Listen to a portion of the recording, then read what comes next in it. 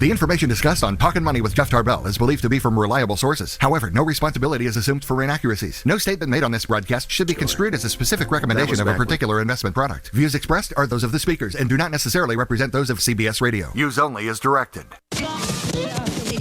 Smiles, everyone. Smiles. And prepare yourself for... Show me the money! Ladies and gentlemen, the radio broadcast experience designed to keep your wallet in top condition. It's Talkin Money with Jeff Tarbell. Talkin Money. Talkin Money. More money, more money, more money. And now entering the studio, your guru for fiscal fitness, Jeff Tarbell.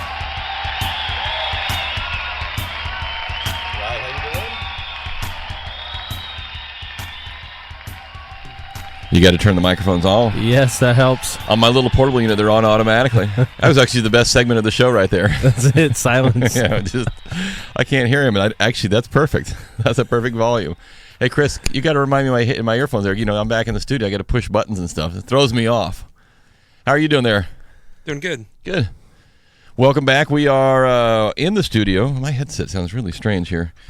After being 2 weeks on the road, maybe that's throwing me off. And I've got enough material here to cover us through next Saturday, through the Memorial Weekend and into Labor Day weekend, if you want. There, all the way from Korea to Apple to e-cigarettes to all kinds of stuff. E-cigarettes. Yeah, all kinds of good stuff. Meltdown in the mortgages this week, and we'll cover all that and some more. We're going to give away some. Our friends at Hellwig are back.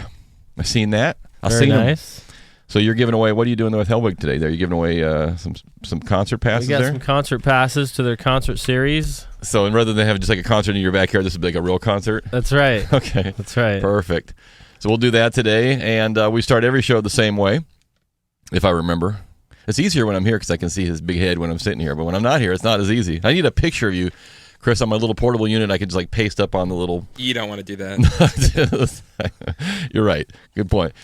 30 seconds from the mind of Christopher Lott. Go. Well, the last couple of weeks have kind of been a celebration around here. I think people are still feeling it from the other night at Cesar Chavez Park. Absolutely incredible. Like, whoever wins the NBA championship this year, I think it's going to rival what happened at Cesar Chavez Park on Thursday night. It was amazing. We had old players. We had Mitch Richmond, Chris Webber. We had... current players, Tyreek Evans, Isaiah Thomas. We got to see the new owner, Vivek Ranadive. Got to see the mayor. I mean, I don't think it gets any more exciting than this. Oh, yeah, the Kings got the number 7 pick. Who cares? Oh, they still have to play basketball? So. Right. A game's going to break out amongst our party pretty soon. Yeah, so this week has been absolutely insane. Looks like the Board of Governors will vote on Vivek to... close a deal for him owning the team, and we got new owners going forward in Sacramento. Very good. So what are your thoughts on this, Chris? I'm looking at the 49ers state-of-the-art stadium, centerpiece of the Super Bowl bid. Super Bowl 50 will be held in Santa Clara. Nice. So anybody want to take a bet now? I think that if we can put our stadium thing together, we have a very good opportunity with our love going with the NBA right now to maybe host an NBA All-Star game here. What do you think? Oh, yeah, I think so. The only thing that Sacramento really needs is hotels, and they're putting that huge high-rise in West Sacramento they're talking about. Yep.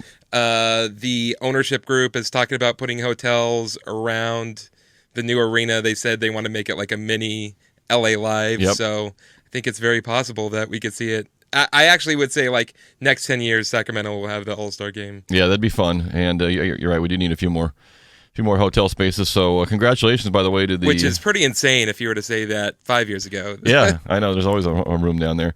So that's cool. Has anybody seen the new Santa Clara Stadium for the Niners? I haven't, but I understand that it is like a dream piece of construction. So it'd be fun to go down there. Yeah, speaking of the Kings and the VIP event, or the event at Cesar Chavez Park on, was that Thursday? Thursday. Yeah, it was Thursday. So John was just mentioning before the show he had some friends down there. It was fairly interesting. I signed up our company to get some season tickets again this year because we want to support what we can. And I actually got a phone call from, usually you get an email saying, hey, we have this event, show up if you want. Somebody went out of their way to call me and say, hey, we want you to come down as a season pass holder, and we got, give you a VIP treatment and all these good things too. And I couldn't make it, but one of my partners made it, and he was texting me from there saying, dude, this is crazy. I mean, like crazy bad? He's like, no, crazy fun. And they really had a good time. And for a very short, that's what John, what you mentioned, just for a very short wind-up period of time, it was a very, very well organized and good event by all accounts. So yeah, I heard it was just amazing, so well done by all the ownership. And a buddy of mine was saying, yeah, there's about 15,000 people there, and I think 14,885 of them had purple and black on. Yeah, so it was good definitely times, an awesome event with a lot to come.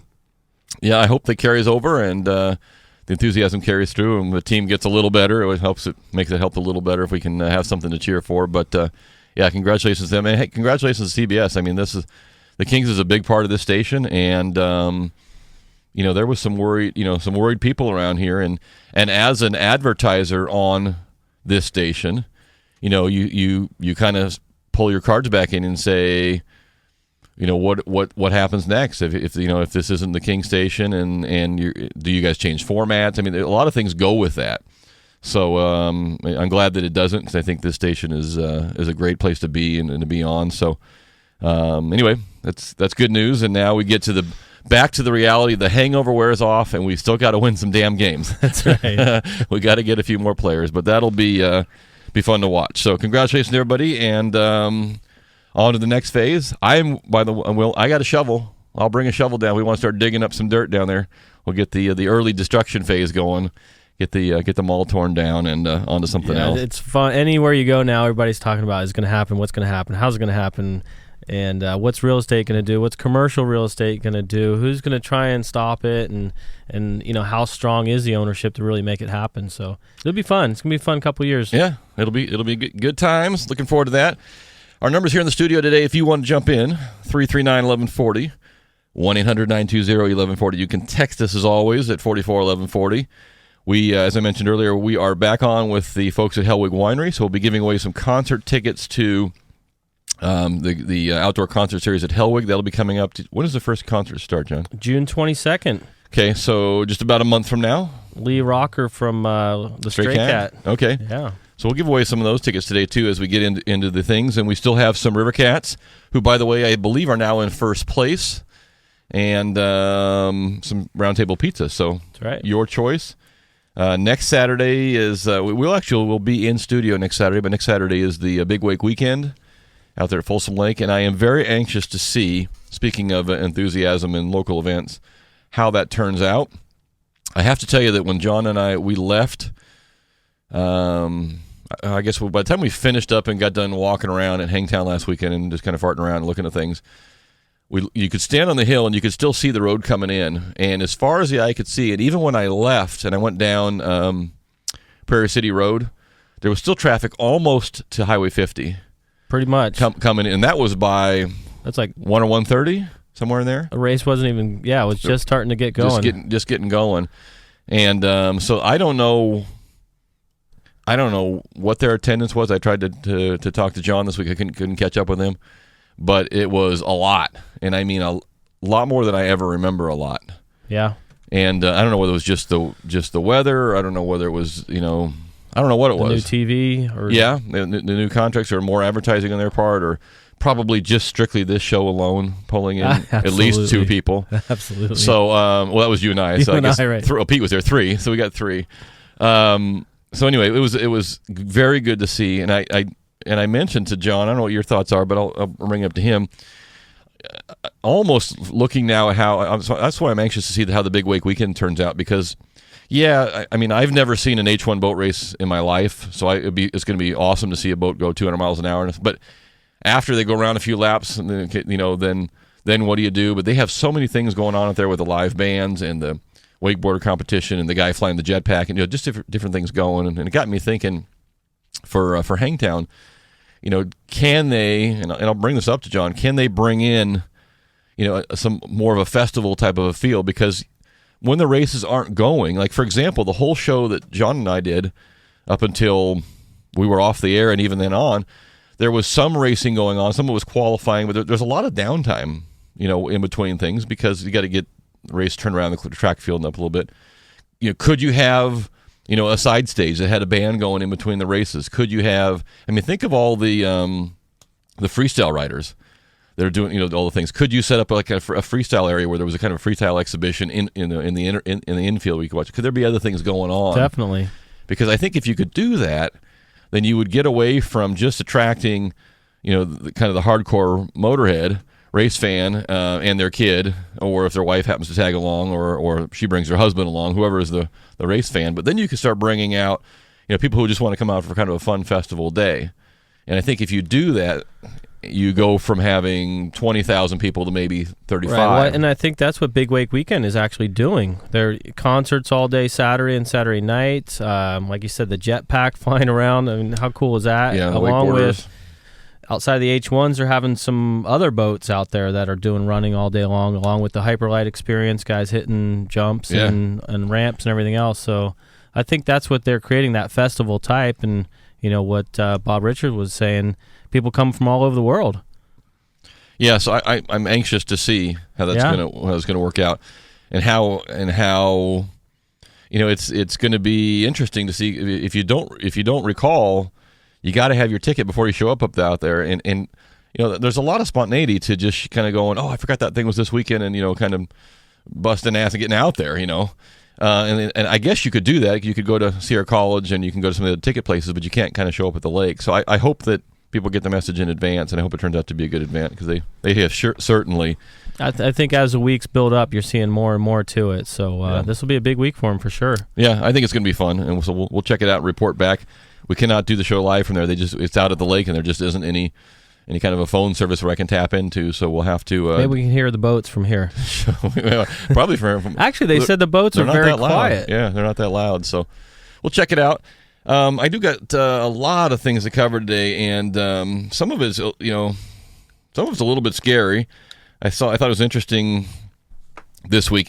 What has happened to Apple? And this is the first time I swear. First off, this Apple phone was my daughter's, who busted it, and I tried to fix it, and it's not working. So I'm not thrilled with my Apple at the moment, anyway. But Apple has lost its mojo like nobody I have ever seen, and I don't know if it's just strictly. Is it just because Steve Jobs passed away? Is it because someone took their eye off the ball? Is it because Samsung and everybody else got their eye on the ball? I don't know what it is. A little bit of all of that. And now you look at them, and they're, God, the guy, the CEOs in front of Congress each week about you're not paying enough taxes, and they have just they're in a funk. Yeah. And I don't know how they get out of it. So I don't know what your thoughts are. Two things that caught my eye this week. Number one, the new glasses. No, that's Google. That's Google. Yeah, yeah, Google. Yeah, Apple needs to get some new glasses. That's going to need to get some glasses on. So if you're a shareholder in Apple, Apple reported on their liability sheet. So they basically said that in 2011 that they paid $6.9 billion in taxes is what they reported to shareholders into the public, when in fact they only paid about $2.5 billion. Now I don't want to say only because that's an egregious amount of money for anybody, but I don't know how you say you paid almost $7 and you paid $2.5, and that has been pretty common. 2010 they said they paid 3.8, they only paid 1.2. So I don't know whether is that shareholder fraud, is that securities fraud. I mean, if I tell you that and you have to publicly report what you're doing, so does that mean that the roughly $5 billion that they didn't pay is squirreled away in some account somewhere else, and they don't want it subject to shareholder dividends? I don't know what it means, but it isn't positive. Doesn't sound good. It isn't positive. Apple used technicalities in their Irish and American tax law to pay little or no corporate taxes. At least $74 billion over the past 4 years has been shielded from taxes. And what they're getting at, if you're following some of the hearings, is that basically the United States government is saying, hey, look at Apple. You're using all these little shell companies to say your business is over here and over here and over here, when in reality you're not reporting your income, or you're not reporting to any country. So you're almost sitting out there like an independent nation saying we don't owe taxes to anybody. And even now, Ireland is saying, hey, wait a minute, if you're going to say you're over here, then you better pay us something. So I don't know what the right answer is. A company's obligation is not to pay taxes. It's not to pay health care. It's to make a good product, to make a good profit, and pay its shareholders profit. Now, if it's hiding some of the numbers from its shareholders, I'm not saying that's what they're doing on this tax gap, but they're getting looked at, and they're not the only ones. Hewlett-Packard has been through this. Microsoft has been through this. So other companies do the same thing. Apple is not alone. But what are your thoughts? I'm going to throw that out there this morning at 441140. We'll take a texter if there's. I know it's a weekend and you may be driving and listening, but if you want to text, do we as United States taxpayers and citizens, do we care that Apple has, according to the reports, not paid about $74 billion in tax on money they've made because they've kept it out of the country?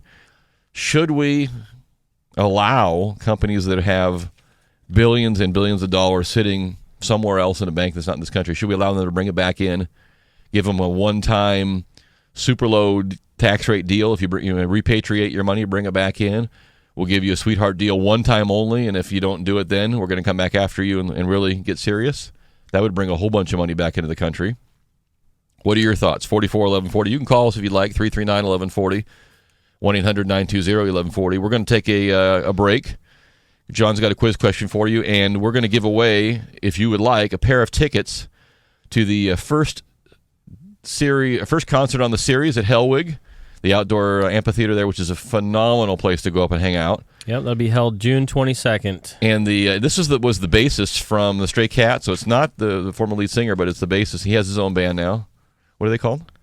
Or just goes under his own name? Lee Rocker. Lee Rocker from the Stray Cats. So that's June 21st, did you say?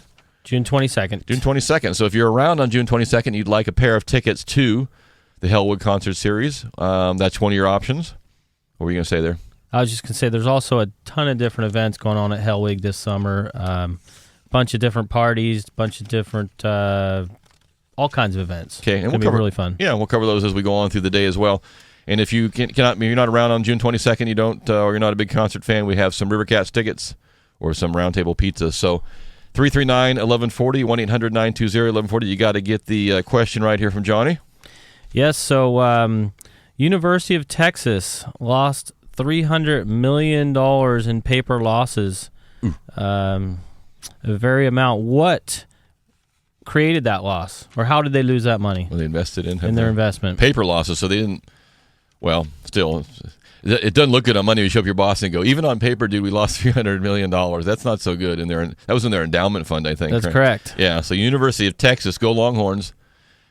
Short about $300 million this week, just a bit outside of the normal earnings. What did they take their paper losses on? Maybe it was Apple. It could be. It could be. If you know the answer to that, give us a call, 339-1140, 1-800-920-1140. You can text us at 441140. That's John. I'm Jeff. This is Talkin' Money. We're going to be right back. Talkin' Money! Well, alrighty then. We're back to Talkin' Money with Jeff Tarbell. Yes, sir. How you doing? I'm confused. Duh. You're on the radio, that's why. This is Talkin' Money, 339-1140, 1-800-920-1140. You can text us at 441140. A little bit quiet today. I'm sure you're out traveling. Maybe we have to just pick up some people who are, what is that? That's a viaduct? Yes, that's a viaduct.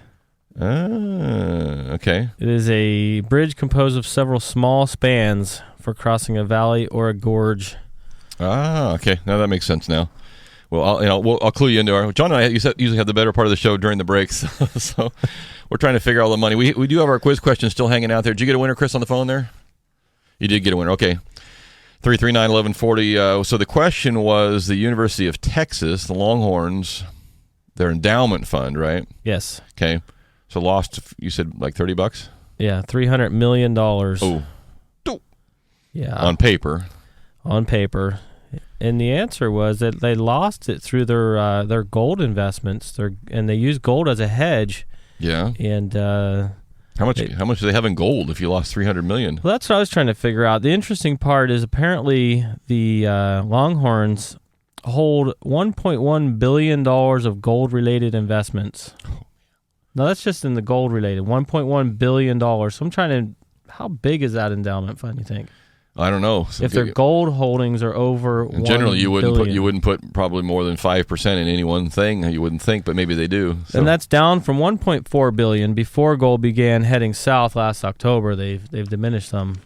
A lot of contributors to the University of Texas Endowment Fund. Hope they're. Is that right? $7.2 billion total. So they had probably a little bit heavy on the gold side of things. There. I would say so. But anyway, so $7 billion. Although it did do very well over the past years. Yeah, I mean, maybe they started at 5 and they ended at 7, so they get back $300 million. It's not a big deal. Yeah. So I wonder what their endowment fund goes for. I mean, are they sponsoring scholarships and kids? Does it say? Or I mean, they should let you go to school for free there if they got $7 billion in the account. I don't know. I don't think Sac State. I think Sac State's just short of $7 billion. Maybe just slightly. Maybe 7,000.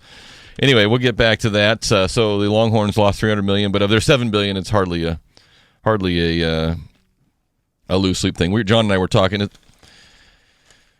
before the break about money and losing money. He was looking up all the smart people out there. In the Levi Stadium. Is that going to be the name? Yes, Levi's. So what is the cost of that building? Levi's Stadium is a $1.2 billion stadium. Okay. And by comparison, I think, Chris, what was the number they were looking at for the arena here? Was it $400 million? I believe it's $391 million. Okay. So round up, let's just say 400 by the time they clean up the yards around there and put some trash cans in. Third of the cost. So 400 million. Yeah, it's actually 1.5, almost a quarter of the cost. So I'm reading a very interesting commentary by Dan Walters in the Bee talking about the Bay Bridge. And I asked John during the break, what's a viaduct? I wanted him to look it up because the original plan was, and this comes back after the Loma Prieta earthquake in '89. Well, if you remember, the Bay Bridge, parts of the Bay Bridge collapsed, and they thought, what we have isn't going to work. And they were right, it's not going to work. And the original concept was to come up with a viaduct, which is basically short little spans that go over the bay. And I can't find the exact number, but I thought the original bid was somewhere in the hundreds of millions of dollars to build that. And the people of San Francisco and the state of California decided that wasn't purty enough. You got a purty mouth and you get a purty bridge. And that wasn't purty enough, so they wanted to build something nicer. And so the original estimate went up to $1.5 billion to build the Bay Bridge. Maybe you want to take a guess where that number is today? A little short. Yeah, no, a little short of 1.5? Yes. Since when has any construction project ever come in short of anything? So it's currently sitting at $6 billion, the tab for the Bay Bridge, with a killer lighting system on it, by the way. A killer lighting system? Lighting, yes. It'll have a light show, I guess, that goes with it, and maybe some music if you turn your headphones on. But it won't hold any cars. As you know, we have a slight little problem still. The bridge isn't done. And so far, it's been a lot of cracking and creaking on things. And if you've been following, if you've been following the story, it is quite frankly frightening. If you look at the quality of some of the components, the bolts and the wire, different things that are already coming apart. And by the way, the bridge isn't done yet. And by the way, nobody's driving on it, and they're already coming apart. So we're into it $6 billion, and nobody's sure if it's going to hold. That's why I was confused. How does that happen? Well, certainly you can have construction defects. Things happen, but I don't know I just don't know where you go from here. What do? Tear the damn thing down and go back with the viaduct? Do you? You have some components that are already buried into the footings, as my understanding, and we got to go dig them up. I hope we're not planning on leaving them there. That's not purdy either. We don't need an earthquake if you had a bad bolt. We had an earthquake the other day. No, we didn't. No? I didn't feel it, so we didn't have one. Okay. I didn't feel it either. So there you go. A whole go. bunch of people talking about it. A lot of people drink for a living, too. So so if you stumble and fall on your rear end, that was an earthquake, or you had... So I don't know what to do. And I think Dan Walter's point was, he ended it with one good comment, which was, so what do you do with the bullet train? I mean, we can't build a bridge. We're going to build a train that goes from Sacramento to the Bay Area to L.A. And by the way, we should take for everybody's word that it'll come in on budget. Hell no, it won't come in on budget. Nothing comes in on budget in the public sector. Not even close. No. So I'm worried about this. I don't know who. I don't know. I wish I could find somebody who was an expert on it to call in or call them and find out what we do. I don't know where we go from here. Honest to God, I don't know what we do. Big major projects, and what do you do? I'm going to be $12 billion, $6 billion to build it, $6 billion, $3 billion to tear it back down, and $3 billion to put it back up again. I don't know. Or do you just say stop? I don't know the answer. And if you do, I'd love to hear from you. 339-1140, 1-800-920-1140. You can text us at 441140. Let's get to Alan. He's not calling on bridges, but we'll talk to Alan anyway. Alan, how you doing? Good. How are you? Good. What's happening? Hey, as far as the being able to take the tax avoidance from working offshore, as long as that is a legitimate and formidable exercise, I don't believe that there's anything wrong with it at all. In fact, here's the country's response to it is to try to change that so that you force people to pay the hefty corporate tax that we have in this country. And rather than doing what they should do, which would be lowering the corporate tax, so that it makes more sense for a company to keep money invested here. On one hand, you got Jeffrey Emalt with GE, and they've taken advantage of this situation over and over again, and no one says anything. But they're going after Apple because Apple's not, promoting the exercises that this current president wants to follow in. And so what do? Well, they make them a loser. They treat them as though they're a bad company. They try to put it in media this way. And it's just all a twist. It's not the truth. The truth is we pay the highest corporate tax than any other nation, and we need to look at that. And if we want to have people stay in this country and have them invest and do what's right, then we got to make it competitive.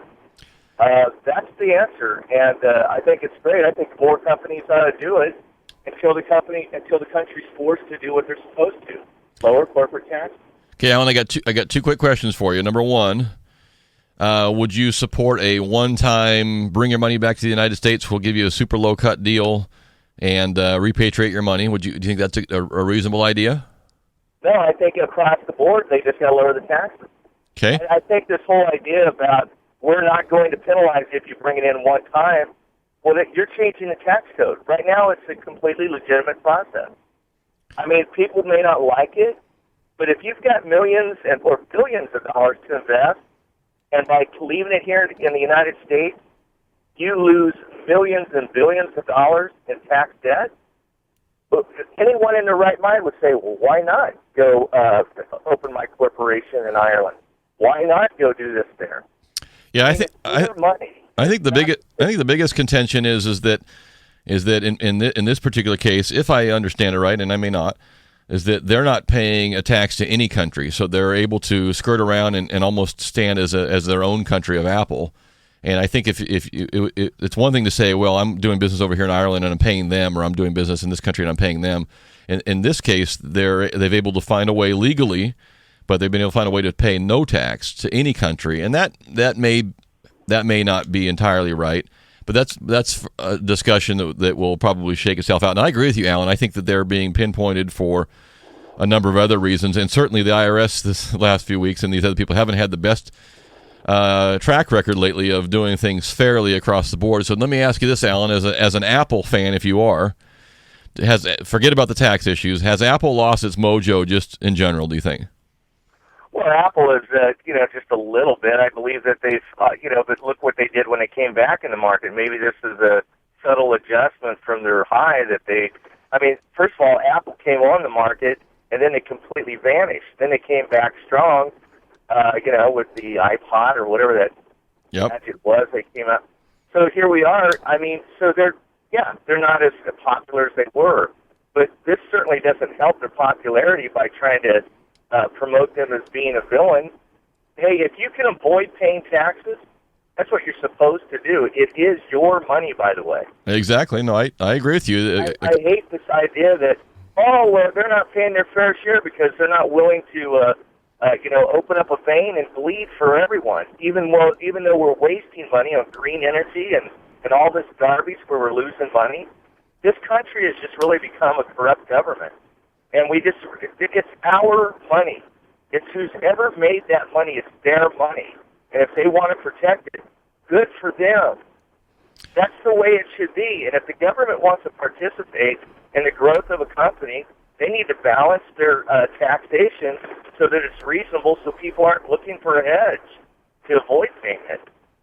I find it amazing that we've come to this, that we've just got this new attitude where, well, it's not really your money, it's mostly the government's. Let's just give up more than half. It's wrong.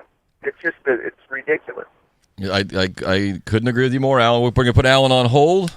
That's our caller of the day right there. Chris, go ahead. If you want some, if you want some Hellwig tickets or some Round Table or some River Cats, we'll give him. We'll give him 4 River Cats tickets if he wants to go. That was a good call, Alan. Appreciate it. And I don't disagree with anything he said. I mean, I think of corporations. We have manipulated the definition of what a corporation is supposed to do. And it has become, the definition has become, we're supposed to provide health care for our employees and we're supposed to be, pay good taxes and we're supposed to do these things. And no, corporation has one responsibility only, to return profits to its owners, period. And however it can do that and compete, it needs to do it legally. And beyond that, now if it wants to attract top talent so that it's better at producing its widget, then it may have to have the most killer healthcare plan on the face of the earth because the guy who's the most killer employee on the face of the earth who you wants that. Well, then he better get it, or someone else will offer to him. Or they want the higher pay, and they'll take care of their own healthcare. Whatever it takes to compete. Make that package the best, absolutely. Yep. So that is the definition of what a corporation should do. We've got to take another break here with the halfway mark. I haven't even got into anything yet, and I've got the business plan for John and I, 2014. Oh, I can't wait to hear about this one. I got a highlight there. I think it's I got to look it up. I think it's $500 a plate though. It's going to cost you to join us. But anyway, we'll get back to that. 339. We got a quiz question for you. What do you want to do? Let's talk politics. Oh, of course. The question is, so we have our Democrats and Republicans out there all the time. And our independents. Don't leave them out. And our independents out there dueling on top priorities. Okay. So, they consist of, you name it. What are the top priorities of government? Political, priorities. Yeah. All right. And the question is, both the Democrats and the Republicans, what is the top-ranked priority that they both agree on? So what should the government do? What should they do? What is the top thing that they're focused on, and they both actually agree on it? The only category they both agree on, and both are number one, huh? Yes. The number one concern for Republicans and Democrats, fiscally, financially, politically, however you want to say it, 339-1140, 1-800-920-1140. That may drop down the list a little bit as the years go on there, but certainly that was from the last survey. Yeah, I mean, that could change quickly. Yeah, 339-1140, 1-800-920-1140. You can text us at 441140. This is Talkin' Money. We're going to be right back. Jack.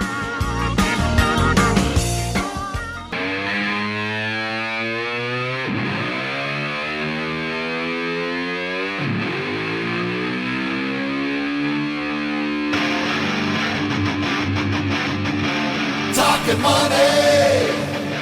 And we're back to Talkin' Money. And here's Jeff Tarbell.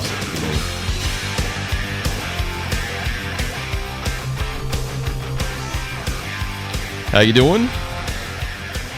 We are back. Happy Saturday. Memorial weekend to you all. Hope you're out there enjoying yourself. Getting ready for a barbecue. We may have to do a little... did you see? I didn't tear it out, but if you're barbecuing, you may want to skip the beef. Beef hit a wholesale high price that the highest wholesale price has been in 10 years for beef. So if your hamburgers and your steaks look a little more expensive at the store this week, they are. Droughts, and there's just not many people growing, or raising cattle as they used to. So beef is going up, gas is going up. I'm gonna have a chickpea patty. A who? Chickpea patty. Chickpea patty? Yeah. Okay. Then we give away one of our quiz questions now. We didn't get a winner yet, just that quiz question, and probably because it's a little obscure. But so the question was the only financial, or the number one agreed upon between Democrats and Republicans, financial, political, strategy, goal. So read me some of like the little lower ones, It John. is not reducing the budget deficit. Really? It's not. Okay. Do you really think the Democrats and Republicans agree? Oh, that's right. Well, that's right. They had to. They would have agreed. So I would think that anybody would be interested in that, but it's not the number one priority. No, What not about the number one. What But else? What else is it not?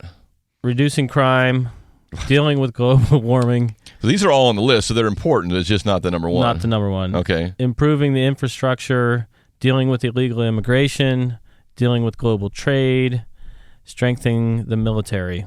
Those are not. They're On the list of on importance. the list of importance, but not on the number top. one. So the number one that both agree on, we'll let that hang out for just a minute. So what do you think both parties agree that we should do, or should be the top priority? And personally, I think we're starting to see this, or Yep. we have over the last couple months. Yeah, we are starting to see some of that change around. So we'll leave that out there for a minute. If you want 441140, you can text us, and 339-1140 if you want to give us a call. A couple things that are coming up this week. I did mention that not only are steak or beef prices up this week, mortgage rates are up this week.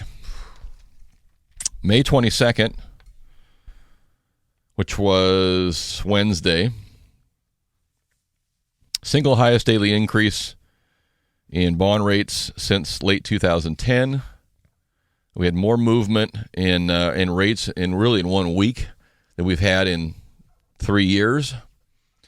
So it's interesting to see a little bit of panic moving, but a lot of reality that people are opening their eyes to say things are going to change, and this is what triggered some of it.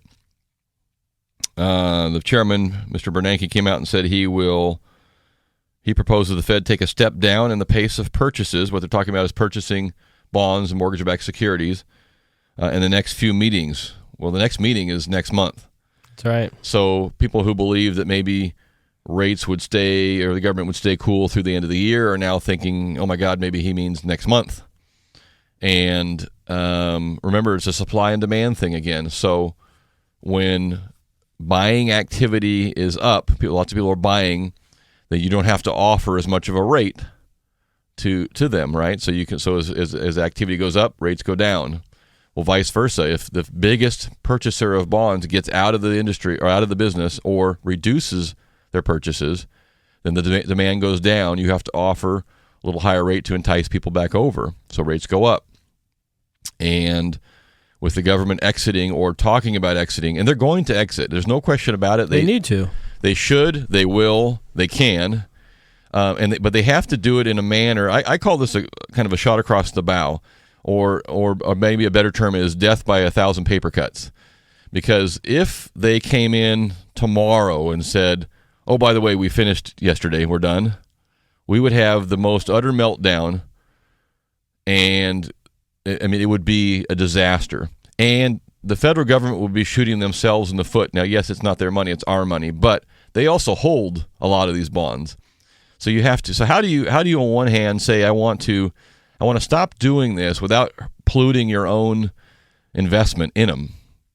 So you have to do it very, very carefully. And what you have to do is you kind of got to, instead of going for the knockout punch, you kind of got to jab. So they're kind of jabbing us a little bit, and each jab is a little harder. This one hurt a little bit, though. This one hurt. This one, actually, my left eye is still a little bit swollen, and I got a little bit of lisp in my tongue. But they're jabbing us right now, and what they don't want to do is they don't want to knockout punch. They just want to get us used to getting hit. Right. So we kind of like toughen it. us up a little bit. So the side of your face looks like a steak, so you don't have to buy one. And if they can do that properly, if you get to the point where you got to avoid crying wolf. Oh, I swear we're going to do this. We're really going to do this. I mean, we're going to do this. You found people to say, shut up. Well, they got to start doing it a little bit. And what I'm talking about is just kind of easing back and stop buying, some bonds and just kind of let themselves wean their way out. On the other hand, they also have to be, not only do they have to be a non-buyer or stop buying, but they also got a boatload of all this product over here. They'd like to unload. So you can't simultaneously stop being the biggest buyer and then push all your stuff on the table and be the biggest seller, because then the prices will really go through the floor. Askew. Yeah, and then you will have put the whole you will have put us back in a semi-recession. Is what will happen. Is because not only do rates go up a little bit, but then the stock market freaks out, and people that goes downwards. And then everything you're holding goes down in value. So all the investments you've made, meaning the federal government, go down. So it is not, by any sense of imagination, it's not easy. And it quite frankly, I wouldn't want that job. I think they've done a very decent job about just kind of, let's just talk about it. Let's talk, we're going to do it, but not today. Just kind of, this gets you used to that feeling. But the reality is that those of us that are in the mortgage industry, and those of you that are in the mortgage borrowing business, are going to have to get used to rates that are going to be, and we saw 4% again this week, right? 30-year fix for the first time, which is still phenomenal. Let's all remember that.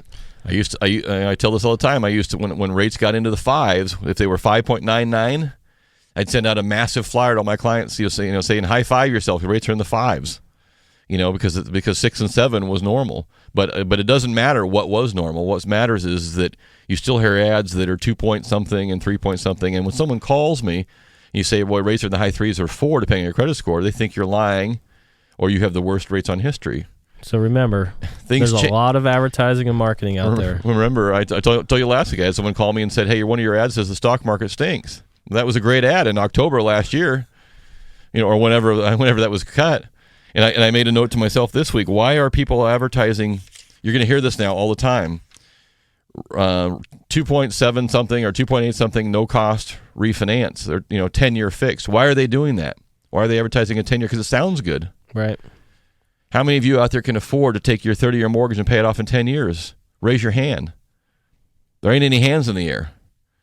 So when you hear these numbers, listen to what they're saying. 10-year fixed. You're not in the market for a 10-year fixed. I'm not saying you shouldn't pay it off in 10 years. I'm saying you probably can't pay it off in 10 years at this point. And you probably and maybe shouldn't pay it off in 10 years. So but as the long-term and fixed rates go up, you're going to get a lot more ARM products and fixed coming back. 7-1 ARM is running in the 2s still, or low 3. Great, it's a great loan. It's a 30-year loan. It's fixed for 7 years. If that fits your needs, go for it. Don't buy a 30-year loan if you know damn well you're going to be out of there in 7 or 8 years. You don't need it. But be aware of what you're being pitched. So it'll be interesting too to see. You always say people that are on the fence. I mean, I'm sure you got plenty of calls this week that said, "Hey, yeah, I'm thinking about that rate quote you gave me." And I said, "When did I give you that?" "Oh, that was on Monday." Yeah, Monday last week or the week before. Yeah, one of those Mondays. And yeah, well, we need to relook at that because it might not be there anymore. Yeah, the frustrating part for me, having done this for so long, is that that most people don't have a real perspective. I mean, you get so mired down when it's your own house, and I get this because I do the same thing when it's you're doing your own house. But you get so mired down in the minutia of, should I hold out another day and get 3.3, or should I knock into 3.5, or and I understand that because you want to do the best deal for yourself. But I part of me wants to step back and say, what the hell difference does it make? In the next 10 years, if you got 3.3 or 3.5, virtually none. Now, if you miss it and you go from 3.5 to 4.1, you screwed up. You missed it. And so it does. In the long run, it's not going to mean squat. It doesn't mean ask questions and look around and get the best deal. But if you're down, if you're to that level of minutia, it doesn't mean a damn thing over time. It'd be and it's hard to say that to somebody because it means everything to them. They're trying to get the best deal possible. So I say this generically now, but this is going through my head sometimes. It doesn't mean a damn thing. And you see the same thing with people that are shopping for houses. And this has happened this week, and to people in my own family. We're $5,000 apart on the price. Pay it. And I said, on a $300,000 house in a market that's appreciating 1% a month at least, that's $3,000 a month. So every month you screw around and don't get the deal cut, that house is going up $3,000. Boom, boom, boom. Or I'm going to wait and save my money. And the rate just went up 0.5%. Yeah, you cannot wait and save your money fast enough because the market is outrunning you at $3,000 a month on average in terms of value. And yeah, right. And then that's if rates stay still. So you do have to take one step back. And what is my goal? And am I 99% of the way there? Right. And like you said, it is difficult when you're in the mix of it, because you want the absolute best, and I don't think it's worth this or that, but just take a step back and say, what is my highest and best offer here? What makes sense? And know that you need to pull the trigger if you want it. And know that there's a very good possibility the house will not appraise for what you're going to pay. And so be prepared in many cases to have a little bit extra money if possible to make up the difference. Not all the time. And I was actually talking to my dad this week, and he said, it's frustrating because people, it's like if you're in a stagnant market where rates have been like 6% all year, and you look around at house prices and they're not doing anything, well, you can haggle a little bit. It's like buying a car. Okay, I know there's like 19 of this car. I wait. The prices aren't going up, but we're not in that. We're in a market that is moving, and we're back on the train again. You better get on it or get run over, and I don't know how to more accurately get that sense of urgency to people, but other than doing this a little bit. That's the end of the hour. We got to take a break. Don't look at the clock. I don't know. End of the hour. I know. This is why we do 2 hours now. And by the way, I just signed my 10th year contract for doing this radio show this week. Congratulations. 10 years. That's a lot of Saturdays there, my friend. We started January 31st, 2004. So January next year will be completed 10 years. I don't know they're going to be 11. We got a new arena coming. We got things to be excited about here. I know. That's even farther away. We got to take a quick break. We'll be right back. Talking money.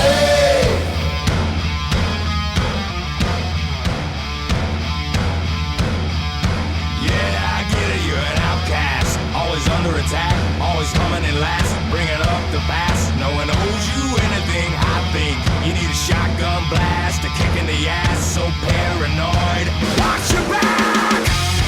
Let's get back to action with Talkin' Money and your host, Jeff Tarbell.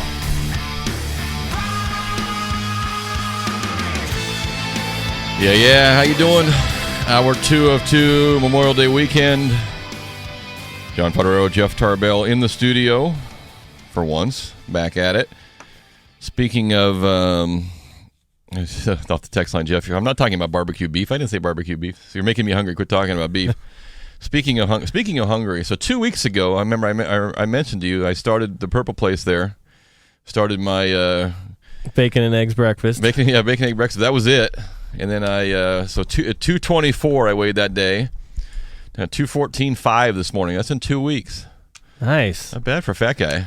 We got no donuts here and no cookies. I know. Well, for the last couple weeks, our cookie person is on vacation, and I love donuts, but he just I gotta stick to it. I want to get to 200. See if I can do it. Big wake weekend next weekend, so you got to be able to wear that Speedo. I'm gonna be out there shirtless in my big wake Speedo, and so look for me. You can find me. Give you a pair of tickets to something after you're done throwing up.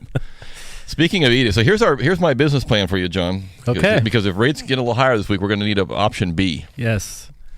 So would you pay $500 a piece to strap in like a baby in a car seat and have me yank you up in the air 180 feet and feed you dinner? There's the picture. See that? Yeah, I see that. So they and this is a real business. They do this all over the country, but not here yet. Well, maybe there's one in Vegas.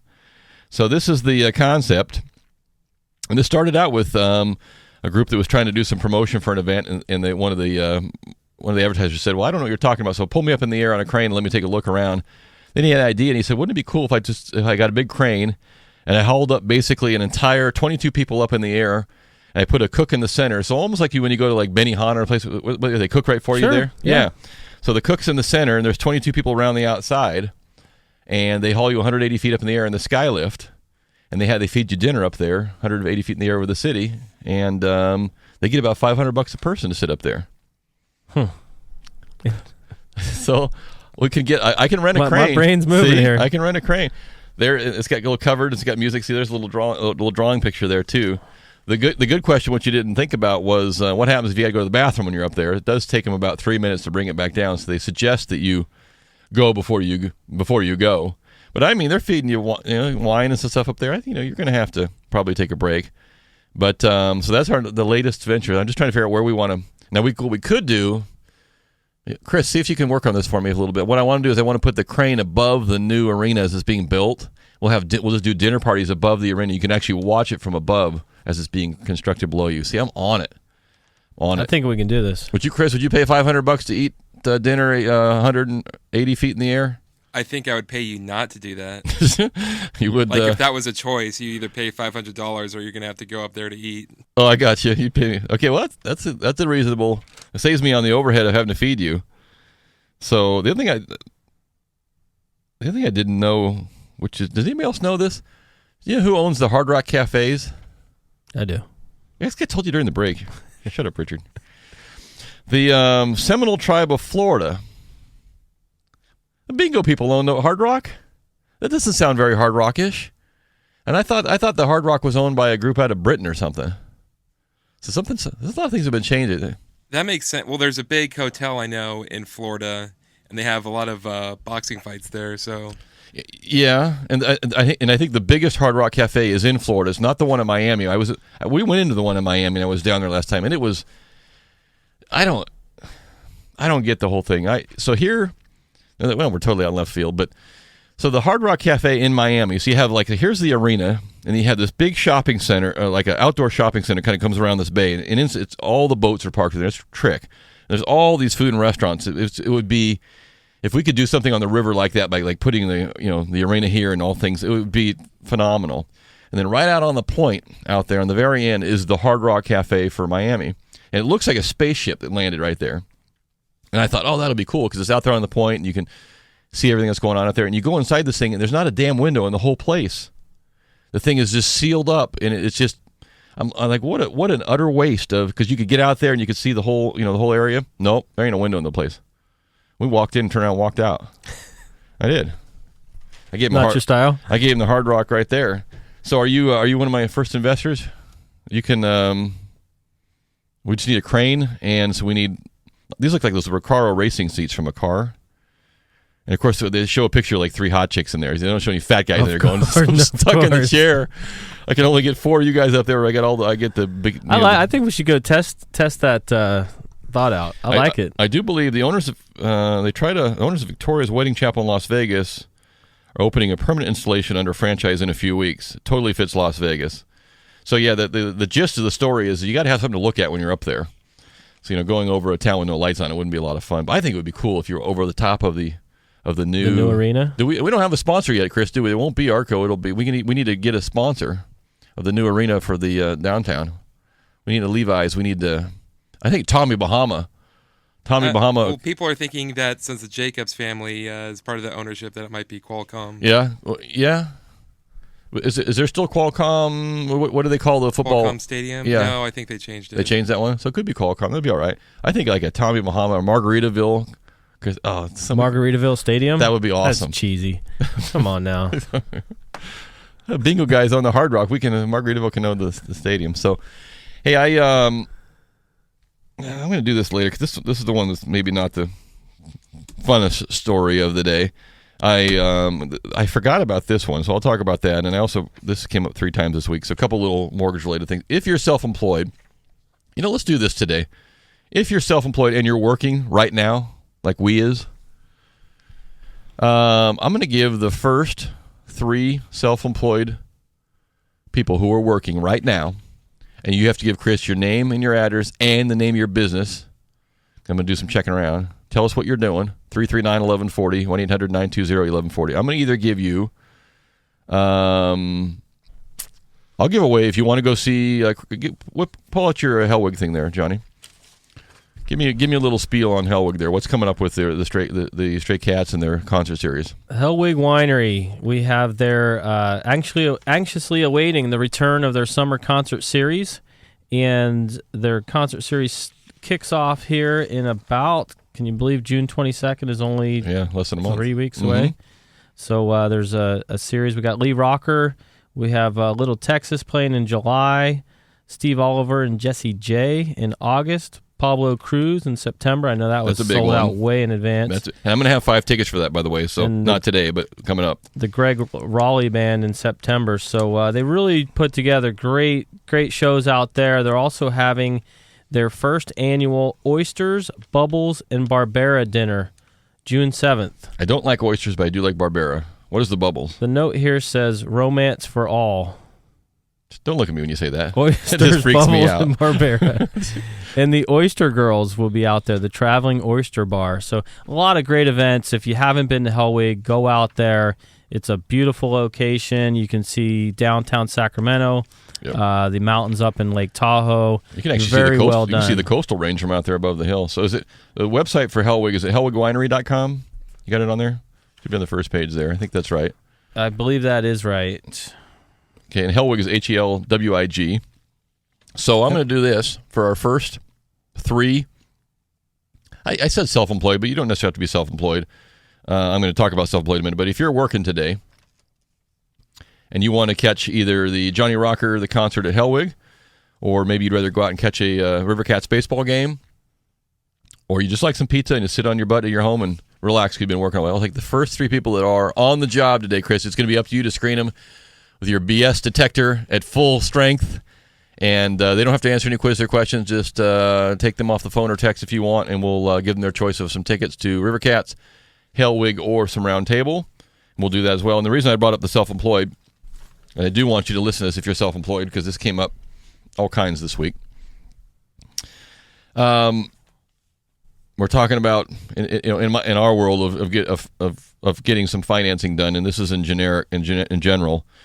If you're a self-employed individual and you're running your own business, we are running into trouble with people who commingle, I guess is the best word, their self-employed and their business bank funds with their personal funds. And I know if you're like a one-person shop and you're running your own business, it's just as easy to pay your bills out of one account. All your gross income comes in there, and you pay your bills, you pay some of your personal bills, you pay some of your business accounts, and you kind of use it as your own account. I'm going to suggest to you that maybe you stop doing that for a number of reasons. One of them is that when it comes to buying a property, if you have to make a down payment on something, lenders don't like to see a business money coming for down payment out of a business account. And the reason being is that business accounts need funds to continue to operate. And underwriters can look around and say, well, if you take that $20,000 out of your business account, does that leave you sufficient funds for continuing to operate your business? So they make you run and talk to your CPA, and your CPA has to write a letter that he doesn't want to write, or she doesn't want to write, saying it won't affect your business and blah, blah, blah. So number one is that it's a very good habit to separate your monies. And if your business funds come in, if you sell your widget and you make $10,000 this month in gross sales, put it in your John Fodorero Incorporated business account, and then take $5,000, if that's what you want to pay yourself, and put it in your John Fodorero personal account, and leave the other money in there and pay your bills out of there. For one, when it comes to the IRS, it's a hell of a lot easier if you keep your business account separated. Number two, I highly encourage you that if you are someone who uses credit cards for your business, like myself, that you maintain a separate credit card that is strictly for your business. And the reason being, again, is that when it comes to qualifying for something, if there's a card that has a lot of activity or some payments on it, and you can show, hey, this Visa, even though it's got my name on it, this Visa is strictly for my business account. You can see my business account pays that bill every single month, which is entirely separate from my MasterCard over here, which I pay with my own personal accounts. And it allows you to track things separately. And it's just separate. If you're in business, treat yourself like a business. Treat yourself like a major corporation.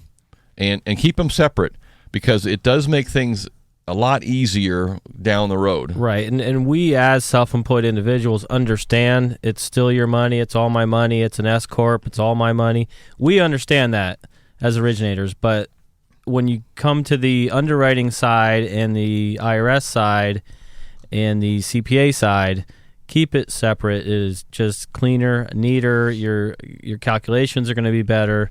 So many different things. Yeah, a lot of times you'll see just even a vehicle. I lease a truck. I'm a contractor. I'm building pools. I lease this equipment, and it comes up under your personal name because 99% of the time you're personally guaranteeing it or borrowing it. So have that separate account. This account pays for it. This is not my obligation as an individual. It's my business's obligation. And here's the checks from the business that pay it. And here's where I take my own payment and pay myself. And so that commingling is a problem. It's a problem if the IRS or franchise tax, somebody looks at you and says, "Hey, prove to us different expenses." It's much easier to separate them out, and it's just better business practice to do it. So if you're not doing that, I would encourage you to start doing that. It's a little more of a nuisance. Yes, I get it, and it's all, like John said, it's all your money. I know it's all your money, but you know what? If you're in business, treat it like a business, and it will help you significantly down the road. And I bring that up because ad nauseum this week there was 3 or 4 different occasions where funds are coming in and it's just kind of hard to tell what's what. So if currently you're out looking for a home, or you haven't started but you're thinking about it in your business, you're going to take $40,000 from your business, do it today, put it into your individual account, and that way when you get in the contract, hopefully in 2 or 3 months, the money will already be in that account. It'll already be seasoned, and it'll save a bunch of time, and you won't call us names. Right. So that's one piece of just generic, and it's my CPA gave me that advice, years and years ago, and I think it's good advice, particularly when with the credit cards and keeping those things separate, and easily accountable. So this is the other one that I forgot about, and I didn't even catch this until today. So if you recall, part of the Obama health care plan included a 3.8% tax on certain investment incomes.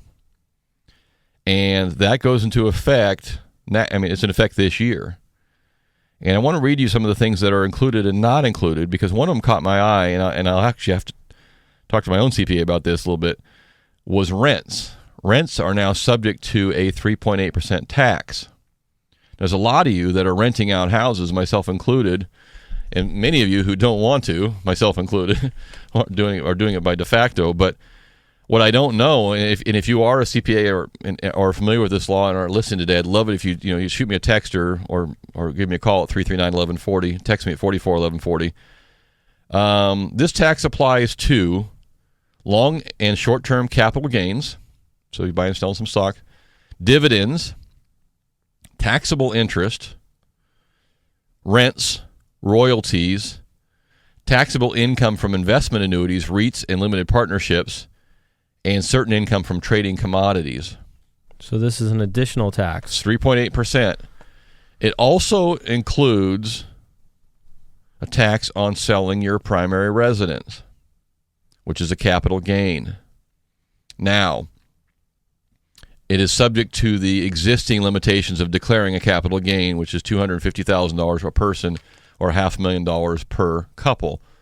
So in all likelihood, not a lot of people will be paying that, but it is subject to that. What I don't know, or what I need to track down is, are we talking about gross rents? So let's say I rent a house for $1,000 a month, and I get $12,000 in income, and yet my payment on the mortgage and the taxes and the insurance is $1,100 a month. So I've actually lost $100 a month. Do I owe 3.8% on the gross amount? Or do I owe 3.8% if there's only a profit at the end of the year on rent?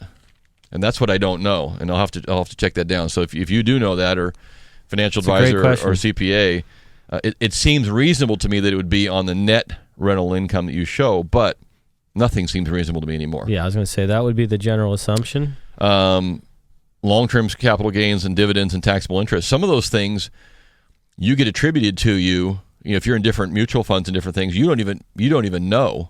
I mean, you'll know at the end of the year, but those are decisions that are made. You'll get a 1099 for income, even if you didn't sell the particular investment. They may have declared a dividend or something else for you, and you'll owe now a 3.8% tax on those amounts. So keep that in mind. Again, if you got $1 million worth of dividends and capital gains, it's going to be a big number. If you had, 5,000, it isn't going to be so big, but it's going to be a number. Here are the things that the tax does not apply to.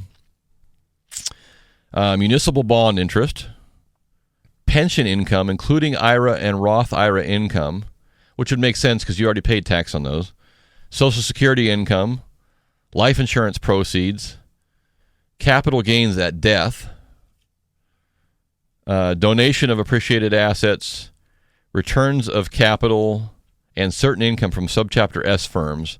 So that's interesting. So Subchapter S is a corporation where the corporation doesn't hold any retained earnings. The money comes back to you as an individual investor. So that's interesting because there's a lot of people that make fairly decent returns on their investments through a Subchapter S, and that may not be subject to 3.8% tax. And that surprises me actually a little bit. Income from qualified real estate activities and business income earned by active partners in a partnership is not subject to the 3.8% tax. So really just kind of think about almost side profits, if you will. Passive income is probably the better way to describe it. So if that's you, and I will try to see if I can figure out about the rent issue, whether it's gross or net, but you may want to factor that into your tax equation this year, too. I would say if it's gross, that's going to be a huge money, a huge number in total. Yeah, I mean, on 1,000, 3.8%, so on $1,000 a month rent, that's what, $38? You got that right? Yeah. So every month, particularly on a rental times all the people with rentals. Yeah, per 1,000. So, and if you're losing money anyway, that's like it's salt in the wound. So we'll cover some more of that. If you know the answer to that, that'd be great. And if not, we'll track it down and get back to you next week. We do got to take a quick break. Our number here in the studio is 339-1140, 1-800-920-1140. And you can text us at 44-1140 if you'd like. You got a quiz question for us there? Chris, did you get 3 people working today? All right. Did they take concerts or river cats or what? All 3. All 3. Okay, so we got a little bit left. We got a little bit of concert series tickets to give away. Again, for that's I keep forgetting the gentleman's name from the Stray Cats. What's the Lee Rocker? Lee Rocker. Lee Rocker. I wonder if that was his born name. Lee Rocker. I'm guessing not. No, I don't know though. It's Jeff Rocker, Johnny Rocker with you. Johnny Rocker sounds good. Oh, those are Johnny Rockets. That's already been taken. Sorry. Go ahead. Not so cool. Not so good. So we have 22.6 million adults. Yeah. Between the age of 18 and 34 doing something lately. So they're all uniquely doing this particular... Yeah, number of adults between 18 and 34 are doing something. 22.6 million of them. What is it that they are doing? Or should I say not doing? Or 339-1140, 1-800-920-1140, 22.6 million young adults, 18 to 34, are all collectively doing what? That could be a number of answers that are probably not suitable for air. We'll find one that is. This is Talkin' Money. We're going to be your ride back.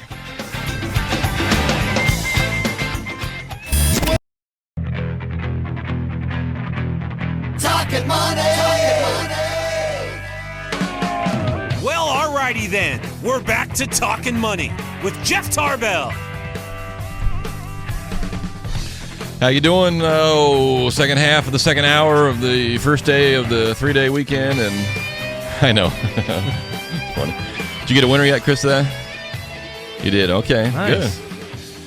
339-1140 if you want to jump in. 1-800-920-1140. We're giving away some tickets to Hellwig. The concert series is firing back up next month, so we're doing that. Got some River Cats back in first place. We're doing that. Some Roundtable, of course. We're doing that. Our quiz question was, what? 22.6 million adults between the age of 18 and 34. What are they doing? They're running home and doing what? Living with their parents, huh? Moving in with mommy and daddy. Wow. 22.6 million adults between 18 and 34. It's quite a few. So the article goes in to talk about, along with the expected 1.8 million college graduates that are graduating college this year, descending on the world, how many of them will move back with their parents? Apparently it's quite trendy, and the biggest part of it, it's quite expensive for the parents. Yeah. Because now they're taking them on vacations, they're feeding them, and most of them are bringing in their friend with them. Oh, like girlfriend, boyfriend, significant other type friend, yes. There's no way in hell. I could see it now. Well, I shouldn't say that. There's probably a decent chance in hell. I mean, so your kids come home from college, which is expected in many cases. I mean, yeah, it's a little kid that's sucking his thumb there in the middle. I mean, I have 3 daughters, and it's entirely likely that they come home from college and you don't have a job immediately and you need a place to stay. I'm trying to think back. I moved out in college, and actually my mom threatened. She just kept sending me money. She said, "Just don't come home. Here, if times are tough, let me send you a few $100. Well, you'll make it. You'll be okay. Stay out there in the streets. You'll be fine." So I never did move home after I moved out as probably a sophomore in college, but I can see it. I mean, there's one way to end it, and that is when the kids go to college, you sell your house and you buy a 1-bedroom condo. There ain't no place to come home to. But are you going to let your kids fend on the street? I know, I guess the answer is no. 22.4 million people don't. I don't know what your thoughts are. You let your kids come home, and you're going to take them and their friends or their girlfriends on vacation too. I mean, I would have no problem taking my daughters and a friend or boyfriend on vacation, once. Just it's a bit. I'm not going to sit there and feed them all night and entertain them. There's no way. I don't do that now. And they're 4. They got to grow up. Come on, you're in elementary school. Get going there. Hey, how about this? What if your credit report? No, back that up. What if your credit score, your credit rating, was based on the number of followers you had on Twitter? What if it was based on the background of your peers? What if it was based on the education, your education and your employers, or the repayment history of your friends? What if it was based on your social media footprint? I'm out. Welcome to 12%, Mr. John. And that is exactly how credit scores under the Lendo, Lendo, the Lendo score, which goes from 1 to 1,000, is used. And Lendo is used in some countries, and it is becoming an equally popular way of looking at alternative credit or alternative background for somebody. And this is interesting. It goes back on. You ever heard of J.P. Morgan? Yes. Yeah. Well, his name is John Pierpont Morgan. And back in 1912, Congress asked him, well, he was in the banking business, still around a little bit. What's your number one important factor in lending money? Mr. Morgan responded, the first thing is character. So this is really a character test for you as a borrower, not necessarily a repayment history. Now, remember FICO, your credit score, which goes from 300 to 850, talks about length of credit history, repayment history, amount of credit available, amount of debt, those kind of things. So the Lendo score goes from 1 to 1,000, and it really looks at your lifestyle in general. Who does this person hang out with? What kind of things do they find interesting? Where do they work? Who do they work for? Who do they hang around, and what do those people look like? So it's looking for more as almost like a character witness rather than your actual repayment history. So, would we loan Chris in there money based on his social footprint? I haven't seen Chris. Do you have a Facebook page, Chris? Yeah. How come you haven't friended me? How come you haven't friended me? I didn't know you had one. So I will look you up tonight, and I will be making a determination on your interest rate next week based on your number of followers. How many followers do you have on? Do you have a Twitter deal? On Twitter, I got 2 Twitters. So one I have 200. You have 2 Twitters? Yeah. Okay. So one I have 200 followers. The other I think I have like 70 followers. I don't know that I have any followers. I have a Twitter account. Background of peers, that's not going to do well for you at the radio station. Education and employers, that's not going to do well for you. And repayment of your history of friends. Well, if I friend you, I have made a repayment on one loan recently, so that'll help you a little bit. Pretty much, Chris, you're screwed. You're going to be paying cash for things the rest of your life as it currently stands. But how does that change anything now? It doesn't change anything. But at least you have a confirmation that. So there you go. I don't know whether you think that that's relative or not, but it is already being used.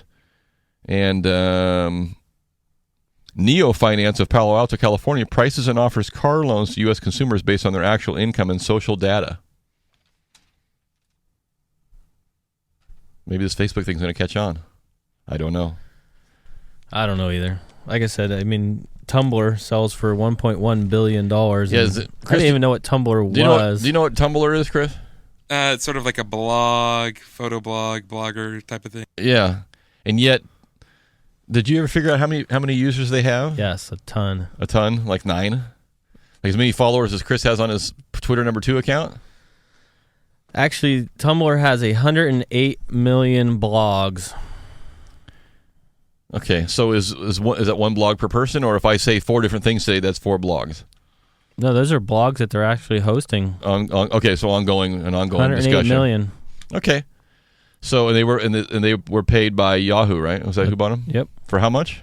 $1.1 billion cash. Cash money, and I think Cash. that kid was, I say kid, but he was teenager, or was he 20-something? No, he's 20-something. Okay.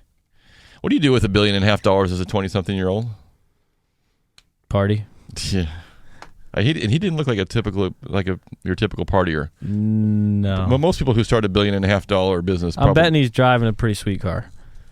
Dude, he's driving a hybrid something down there. They're all hybrids down there. You got to know that.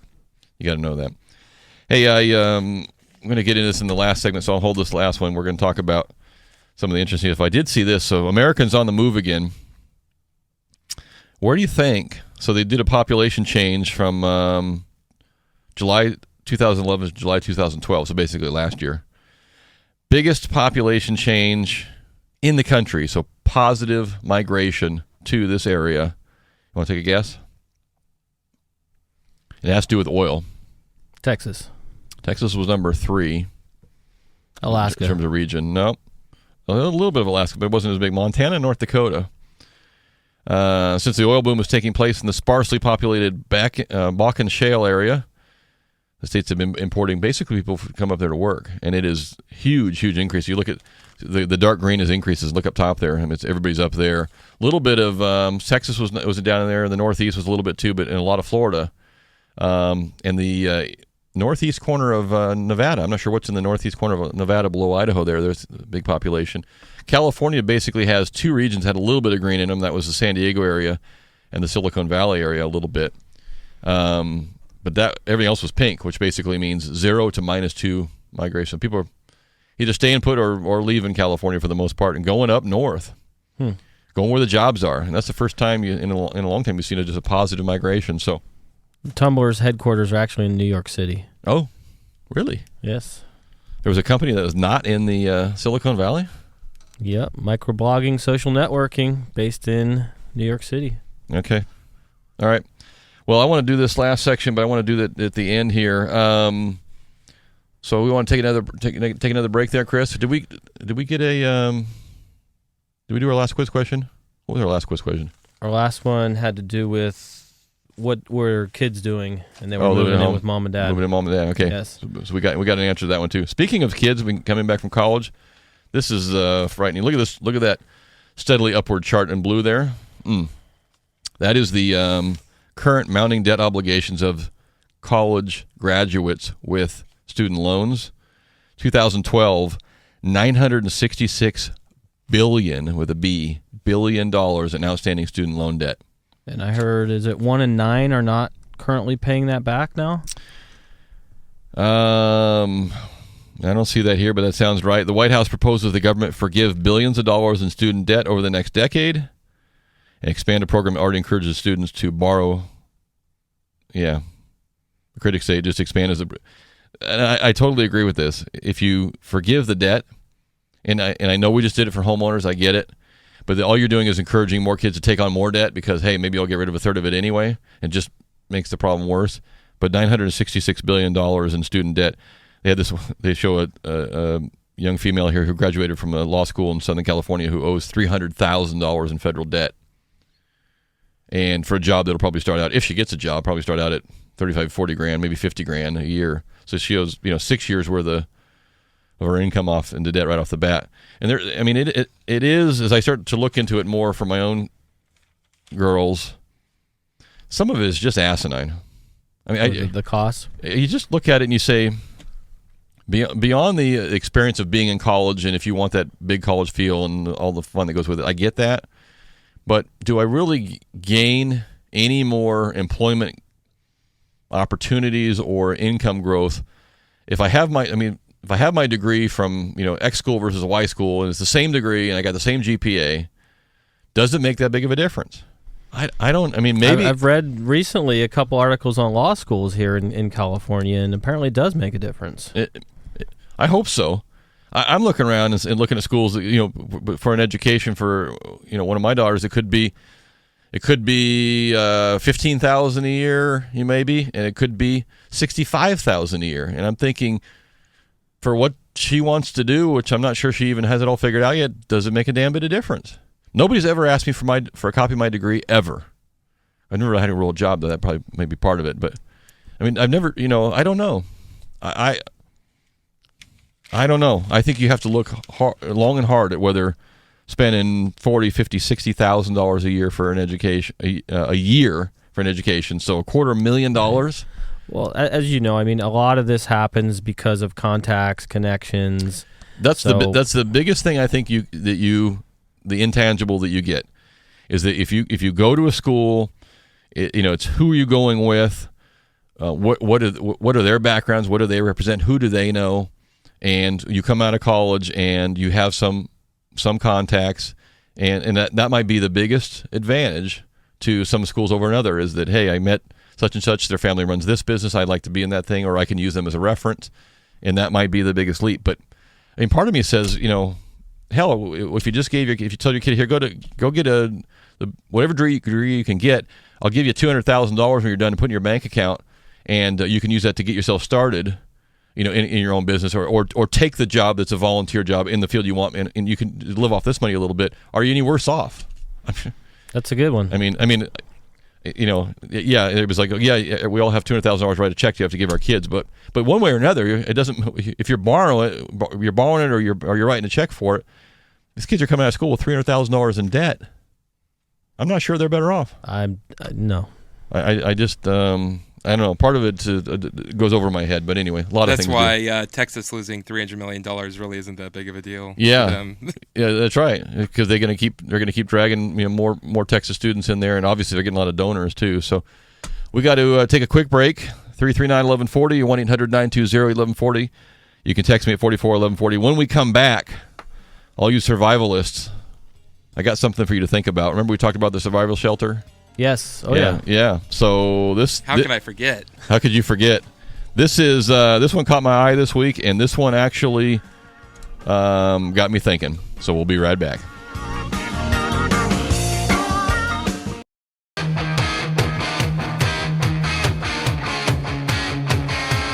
Talkin' money, talkin' money. Well, alrighty then. We're back to Talkin' Money with Jeff Tarbell.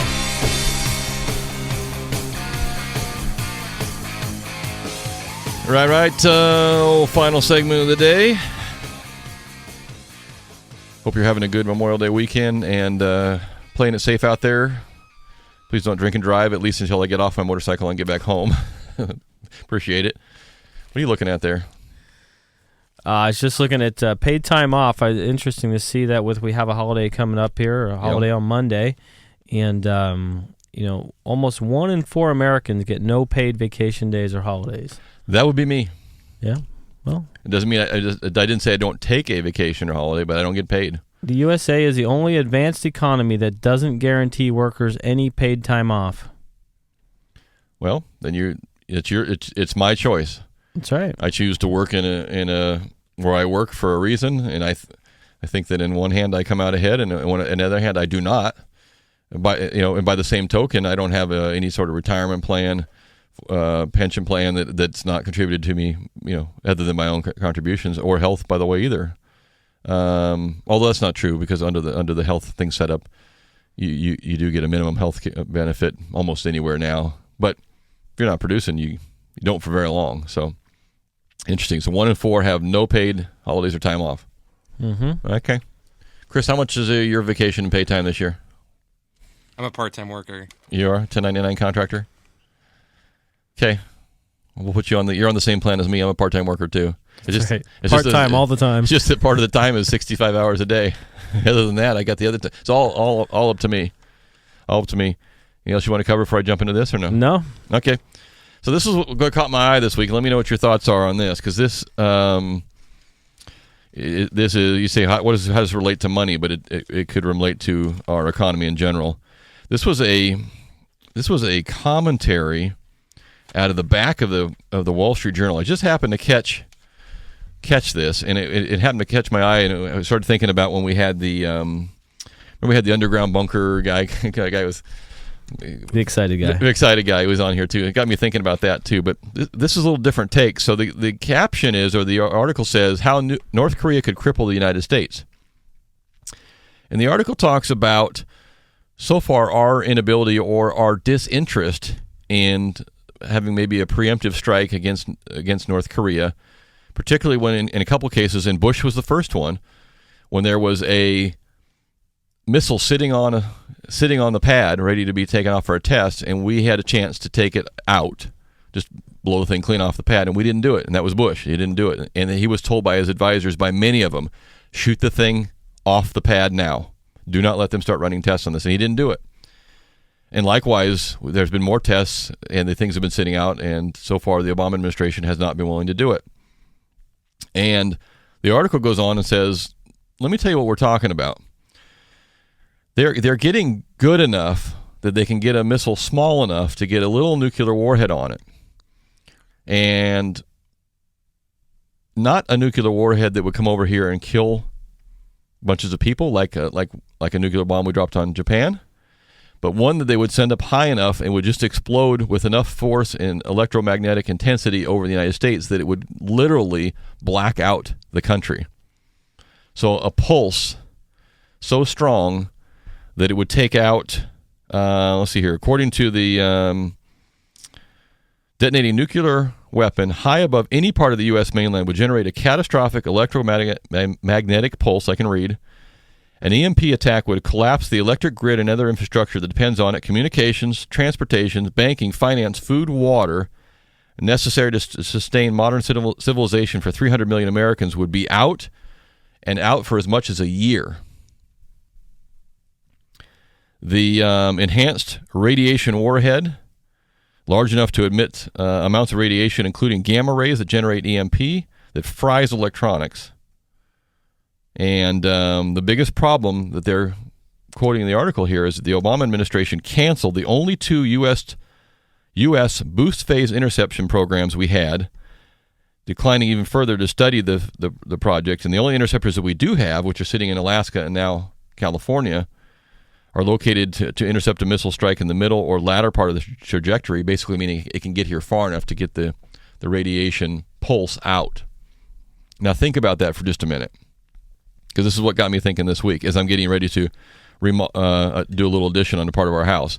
One of the things that we signed up to do, and I'm going to talk about this more in a few weeks, is we're going to add solar, convert our house to solar electric.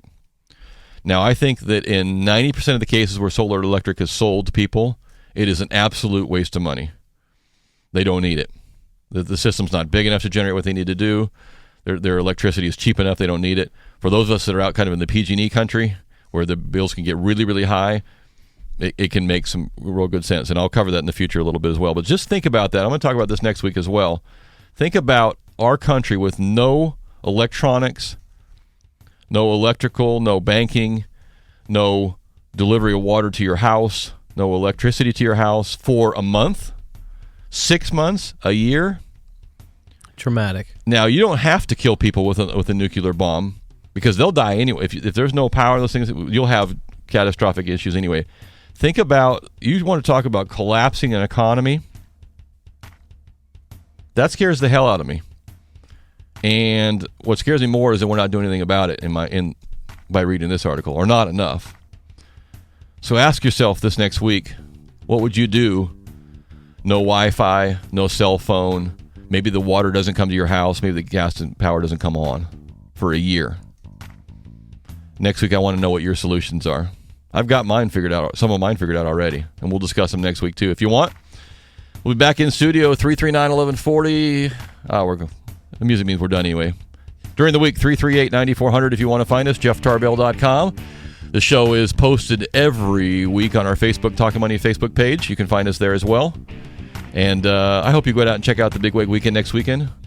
I know John and I, a few others will be out there on Saturday checking it out. And I hope you will too. So until next Saturday, for John Fodorero, my name is Jeff Tarbell and Chris Verlade. We are out of here. Enjoy your Memorial Day weekend and be safe, please. Thank you, veterans, for all you do. And God bless the USA. We'll see you next week. Aloha.